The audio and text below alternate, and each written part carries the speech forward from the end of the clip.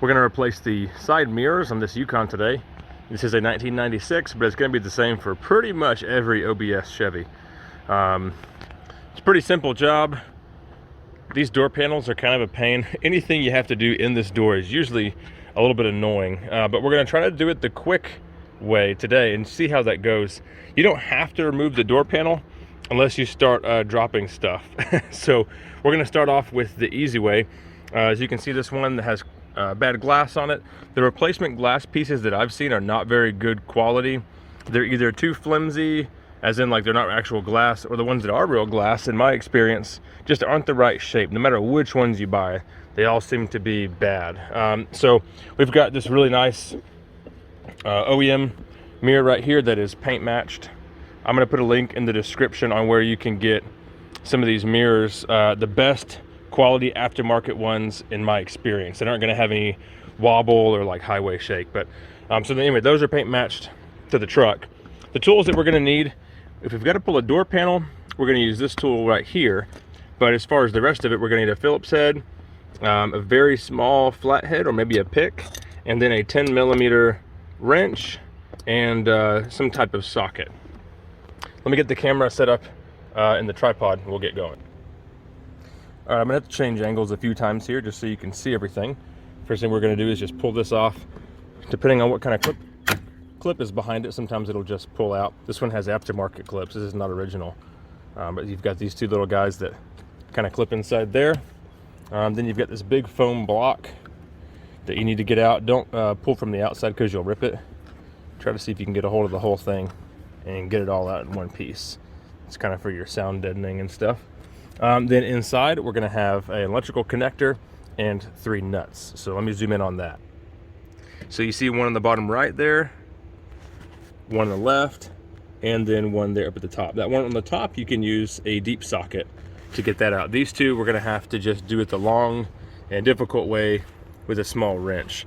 And then there is our connector down inside there. So that connector you'll have to fish out, and if you pull it hard enough you can get it all the way out usually.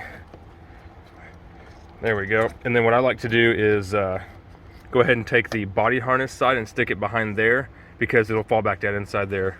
It'll be a pain in the butt to get out. So you're gonna need your tiny screwdriver or a pick to release that. Be really careful because those always snap. So maybe able to do it with a fingernail. Yeah, there we go. Oh, almost lost our electrical connector there. Okay, let me get the camera set up in the tripod again. We'll pull those bolts out. It's gonna be a little bit hard to video getting these two nuts out down there, so I'm just gonna kind of show you from the side. We're gonna take our wrench, do this one over here first, and then we're gonna have to do the old, you know, quarter turn and flip the wrench trick. So just go ahead and do this. Get as much turn as you can and flip the wrench. It doesn't help at all to take the door panel off. The door panel is not going to give you any more clearance or any more room. The only reason we'd have to take it off is if we drop these little nuts down inside here. A lot of mirrors will come with replacement nuts. So if you drop 1 or 2 or 3, you should be covered. If you end up just wanting to leave them down in the door in the door itself.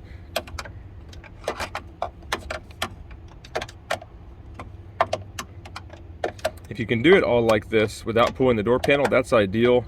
A lot of these door panels just fall apart when you try to take them apart. So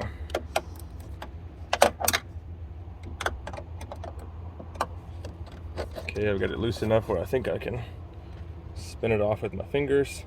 All right, for this next part you're going to want a magnet. You're going to get this little nut to the very, very edge of the stud, and you can spin it off the rest of the way with a magnet. I'm going to show you guys how to do it if you don't have a magnet. So there it is at the very edge of the stud, and I have really long hands and fingers, so I'm just going to hopefully spin it off to the very edge. Then you can use your fingers and just kind of pull it off. Same process for this one down here. This one's a lot easier. Usually you'll be able to get this one just with your fingers. But if you have a magnet, definitely use it.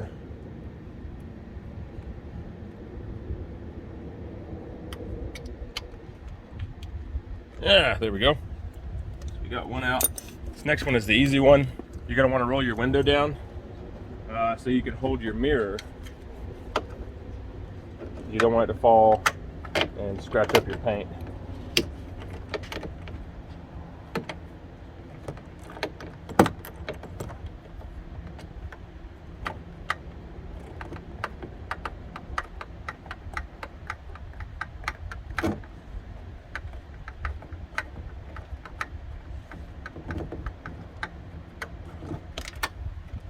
All right, there we go.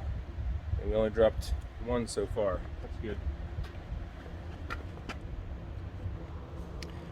Some mirrors are going to come with a new replacement little insulator or spacer, gasket, whatever you want to call it. A lot of times these are no good. I know for a fact that these aren't going to work with this truck, so we're not even going to use them. We're going to reuse these factory foam ones here. So just be really careful if you do reuse them. You don't put any rips in them. Just remove this whole thing. There we go. And we can stick it onto our new one here. Let's see. When you're putting it on, you can tell the way it goes because it'll have these little lines. Plus, it'll only go on one way.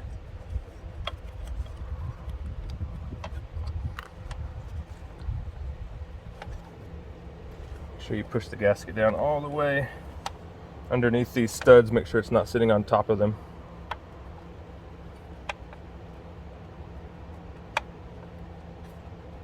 All right, cool. And then window is still going to need to be open.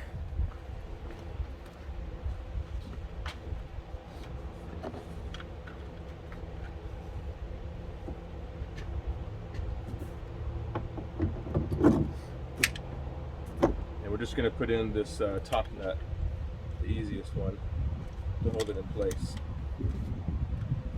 You'd probably use your right hand if you were doing this. I'm trying to keep everything in frame for the camera. So if you use those rubber spacers, a lot of times what will happen is you can get the mirror on, but it's just going to sit too far away from the truck and look goofy. The lines aren't going to match up and you'll get a bunch of wind noise. So now that I've got that main one started, we can do the rest.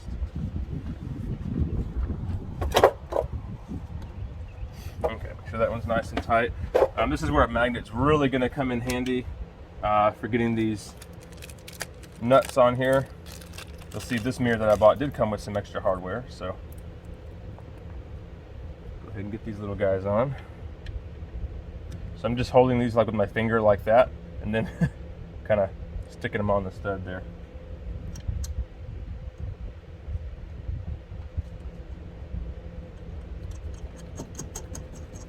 Okay, that one's on. This next one is the hardest one. I don't know, see if we can get lucky. I'm gonna try to put it on like this. Get it on there. Let me see if I can video that. Okay, we got our nut on there. I don't know if you guys will be able to see it. Nope, probably not. See if I can get this on there.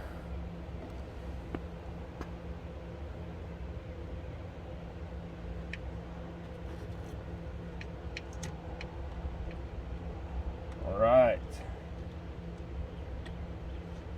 So I just kind of took it like this and set it on there. All right, so we've got our little screws tightened up. All we've got to do is get our foam block back in place. This is how it's going to go in with this little crease facing out. All these angular pieces are going to go in. Just give it a squeeze and stuff it back in there. Now we can go ahead and test our mirror out. Looks like it works great. All you got to do next is just pop this thing back on. Your door panel is going to go in those slots right there. Angle it in and you're good to go.